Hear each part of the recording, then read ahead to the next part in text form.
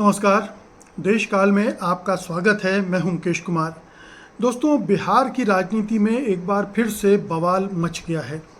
ये बवाल कोई ऐसा नहीं है कि सत्तारूढ़ गठबंधन और विपक्षी गठबंधन के बीच कोई रस्साकशी शुरू हो गई, कोई नया विवाद छिड़ गया है जिसकी वजह से बवाल खड़ा हुआ है, बल्कि ये सत्तारूढ़ गठबंधन के अंदर ही एक बड़ा बवाल खड़ा हो गया है। और इस बवाल के पीछे बीजेपी के वरिष्ठ नेता और केंद्रीय मंत्री गिरिराज सिंह हैं। गिरिराज सिंह 18 अक्टूबर से एक हिंदू गौरव यात्रा निकालना चाहते हैं। उन्होंने इसका ऐलान किया है। हालांकि आधिकारिक रूप से पार्टी ने इसका ऐलान नहीं किया है, लेकिन उन्होंने ऐलान कर दिया है कि 18 तारीख से वो हिंदू गौरव यात्रा निकालेंगे और ये यात्रा मुस्लिम बहुल इलाकों में से होते हुए जाएगी। मुस्लिम बहुल इलाकों में मतलब भागलपुर, किशनगंज, पूर्णिया, अररिया और कटिहार तक जाएगी। तो ये पूरा एक बेल्ट है जहाँ पर अल्पसंख्यकों की आबादी सबसे घनी है बिहार में, और ये वो इलाका है जिसके बल पर बिहार में एक सांप्रदायिक ध्रुवीकरण का खेल खेला जा सकता है। तो गिरिराज सिंह की यात्रा का अगर ये इलाका चुना गया है तो आप समझ सकते हैं कि गिरिराज सिंह और उनकी पार्टी क्या चाहती है, क्या तैयारी कर रही है। वो अगले साल नवंबर में बिहार के चुनाव होने हैं और उसके पहले बिहार में इस तरह से बिसात बिछाना चाहती है कि हिंदुत्व की एक लहर पैदा हो, हिंदुत्व के प्रति लोगों का रुझान बढ़े और मुसलमानों के प्रति घृणा बढ़े। अगर कुछ हिंसा वगैरह भी हो जाए तो ठीक ठाक होगा, उससे और मदद मिलेगी। और गिरिराज सिंह बहुत ही जहरीले बयान देने के लिए जाने जाते हैं। वो एक से एक वैमनस्य पैदा करने वाले बयान देते रहते हैं और किसी भी ऐसे मुद्दे पर जिससे हिंदू मुसलमानों के बीच नफरत पैदा हो, हिंसा का वातावरण बने, वो चूकते नहीं हैं बयान देने से। और जिस को पाकिस्तान तो भेजते ही रहते हैं, ये उनकी आदत का हिस्सा है, उनकी पॉलिटिक्स का हिस्सा है। इस बार भी वो इसी अभियान पर निकलना चाहते हैं, इस यात्रा के ज़रिए। और जैसा हमने कहा कि ये सीमांचल का इलाका है, मुस्लिम आबादी वाला क्षेत्र है और भागलपुर में भीषण सांप्रदायिक दंगे हो चुके हैं, आप जानते ही हैं। तो वो इलाका इन सब चीज़ों के लिए भी कुख्यात रहा है कि जहाँ पर सांप्रदायिक तनाव, सांप्रदायिक दंगे होते रहे हैं। तो ये इलाका चुना है गिरिराज सिंह ने। लेकिन बवाल क्यों हो रहा है?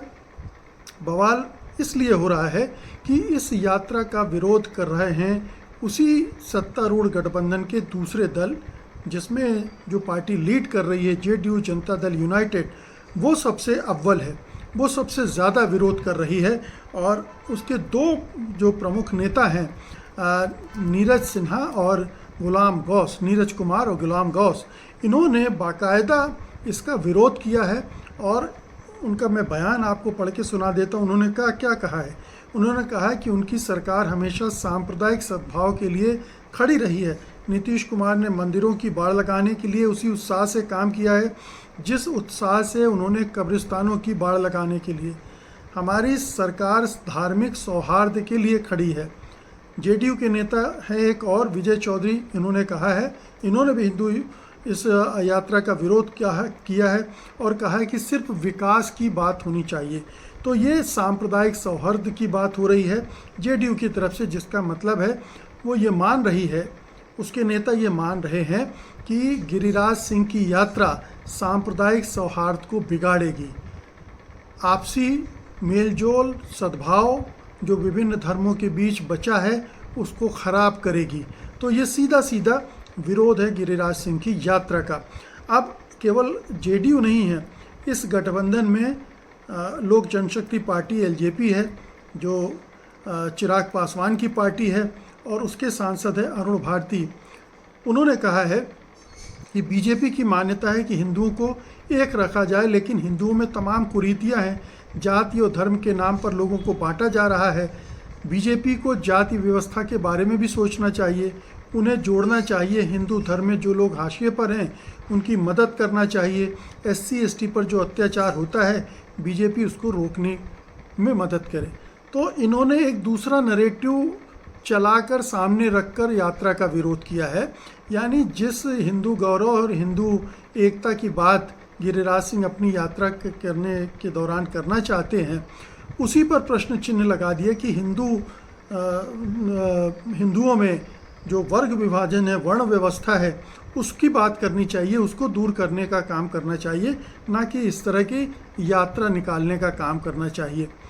गिरिराज सिंह ने इस यात्रा के बारे में क्या कहा है? उन्होंने कहा है, मुझे हैरानी है कि कुछ लोगों को मेरे यात्रा करने से दिक्कत है। जब तेजस्वी यादव ने यात्रा निकाली तो किसी ने शिकायत नहीं की। जब जन स्वराज पार्टी के संस्थापक प्रशांत किशोर ने यात्रा निकाली तो किसी ने विरोध नहीं किया। मैंने कई बार कहा है कि हिंदुओं को एकजुट होने की ज़रूरत है, बटोगे तो कटोगे, ये वाक्य उन्होंने इसमें जोड़ दिया। अब ये समझ लीजिए, ये गिरिराज का पर्सनल ट्रेडमार्क कि वो हर चीज़ में हिंदू मुसलमान डाल देते हैं, तो बटोगे तो कटोगे, ये जोड़ दिया उन्होंने। अब तेजस्वी यादव या प्रशांत किशोर की यात्रा का विरोध इसलिए नहीं हुआ कि उसमें इस तरह के सद्भाव को बिगाड़ने वाला कोई एजेंडा नहीं था, जो गिरिराज सिंह का हमेशा रहता है। और गिरिराज सिंह, इसके बिना उनकी न राजनीति चलती है न चमकती है। तो वो केंद्रीय मंत्री इसी आधार पर बने हैं कि इसी तरह की बातें करके वो विश्व वमन करते रहते हैं। अब उनकी पार्टी का क्या रुख है? उनकी पार्टी उनकी इस यात्रा का बचाव कर रही है। भाजपा के प्रवक्ता हैं मनोज शर्मा, उन्होंने दावा किया है कि गिरिराज सिंह एक सामाजिक मुद्दे पर काम कर रहे हैं और उनकी यात्रा से किसी को नुकसान नहीं होगा। सिंह ने यह मुद्दा उठाया है कि कैसे पूर्वांचल में हिंदुओं का आत्मविश्वास कम है और उन्हें गर्व की भावना की ज़रूरत है। उनका ध्यान सीमांचल बेल्ट पर भी है, जहां हिंदू या तो अल्पसंख्यक हैं या खतरा महसूस करते हैं। तो ये हिंदुओं को डराने की बात है, डर कर एक वोट बैंक तैयार करने की बात है। तो ये सारे पक्ष हैं, ये सब सामने आ गए हैं। लेकिन इसका जो राजनीतिक खेल है उसे समझने की ज़रूरत है कि अगर बीजेपी और जेडीयू के बीच ये मुठभेड़ हो रही है, ये टकराव की स्थिति बन रही है, जिसमें बीजेपी निश्चित रूप से गिरिराज सिंह ने यह कदम आला कमान के इशारे पर ही उठाया होगा। वो अपने तय इस तरह की घोषणा नहीं कर सकते हैं, इस तरह की यात्रा नहीं निकाल सकते हैं। तो आला कमान की तरफ से उन्हें संकेत मिला होगा और वो ये सब कर रहे हैं। तो इसका मतलब है कि बीजेपी ये चाह रही है कि अब धीरे धीरे बिहार में जेडीयू की जड़ें काटे और अपने जो हिंदुत्व का है वो विस्तार करें, क्योंकि बीजेपी चाह कर भी अभी तक न तो सरकार को लीड कर पाई है और ना ही उसका मुख्यमंत्री बन पाया है। बार बार उसे नीतीश कुमार के शरण में ही जाना पड़ रहा है। तो इस बार वो उसको पलटना चाहती है, नीतीश कुमार को कमज़ोर करके अपने को मजबूत करना चाहती है और इसीलिए हिंदुत्व के मुद्दे को और ज़्यादा पुश कर रही है। अब अगर बीजेपी ये काम करना चाहती है, इस एजेंडे पर काम कर रही है और गिरिराज सिंह उसके झंडा बरदार बन रहे हैं, तो निश्चित रूप से न जेडीयू को पसंद आएगा, ना ही नीतीश कुमार को पसंद आएगा।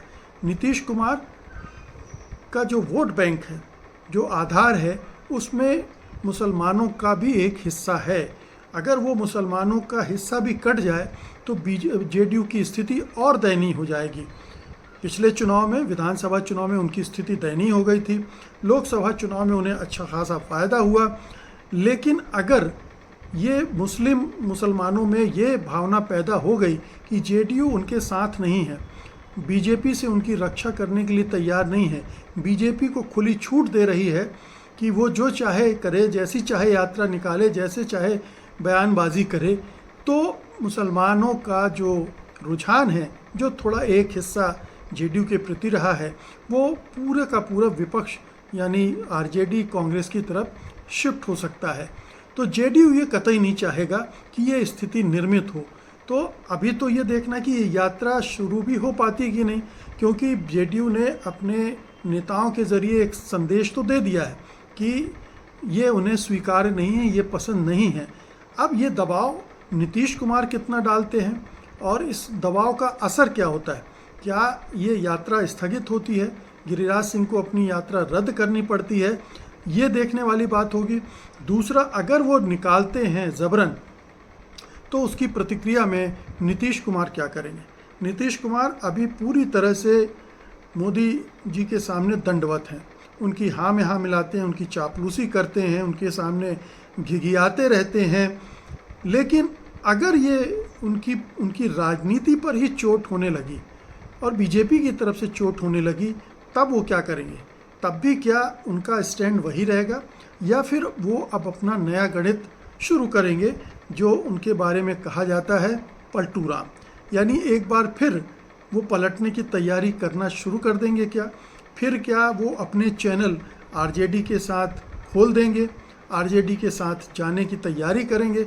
इस विधानसभा चुनाव के पहले अगर ये उलटफेर हो जाता है तो बीजेपी फिर से वापस अपनी पुरानी स्थिति में पहुंच जाएगी।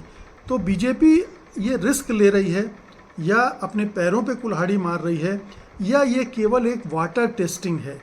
ये देखने की कोशिश है कि आखिरकार जेडीयू किस हद तक विरोध करता है।